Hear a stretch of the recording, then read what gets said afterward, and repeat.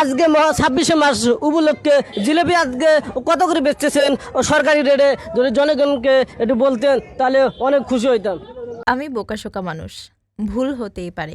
আপনারা আমাকে নিয়ে ট্রল করেন, এতে আমার কষ্ট নেই। আমি শুধু চাই আমাদের চরের উন্নয়ন হোক।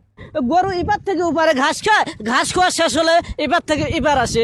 একটি ব্রিজ না থাকাতে আমাদের এরকম দুর্ঘটনা আমাদের কাটতে হয় ভাই। সামাজিক যোগাযোগ মাধ্যমে সম্প্রতি এই সাধারণ অথচ কৌতূহলী প্রশ্নের একটি ভিডিও হুহু করে ছড়িয়ে পড়েছে নেট দুনিয়ায়।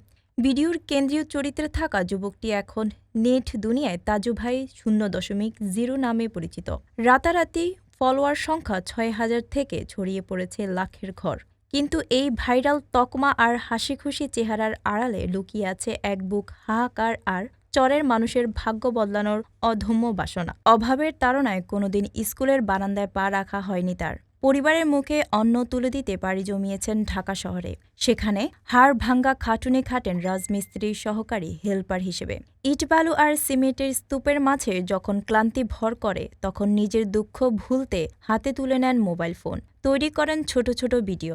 মনে কষ্ট, মনে আবেগ থেকে কষ্টগুলো আনন্দ দেওয়ার জন্য চোখ দুজন পানি না ধরে আড়ালে, আসলে আড়ালে আমার পানি পর্যন্ত ধরে।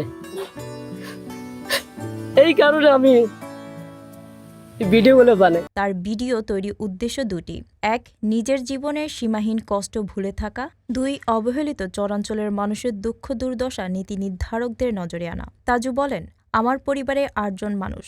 বাবা মা দুজনে শ্রবণ প্রতিবন্ধী। সারাদিন ঢাকায় রাজমিস্ত্রি হেলপারের কাজ করি। সাংবাদিকরা আমাদের এলাকায় আসে না, চরের মানুষের খবর নেয় না। তাই আমি নিজেই ভিডিও করি, যাতে একদিন বড় বড় মানুষের নজরে আমাদের এলাকার ভাঙ্গা রাস্তা আর অভাবী মানুষদের কষ্ট চোখে পড়ে।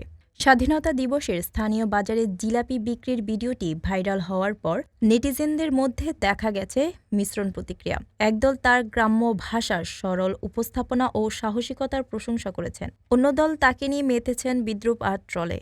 তবে এসব বিদ্রূপ তাজুকে দমাতে পারেনি। তার সোজা সাপটা কথা, আমি বোকাশোকা মানুষ, ভুল হতেই পারে। আপনারা আমাকে নিয়ে ট্রল করেন, এতে আমার কষ্ট নেই। আমি শুধু চাই আমাদের চরের উন্নয়ন হোক।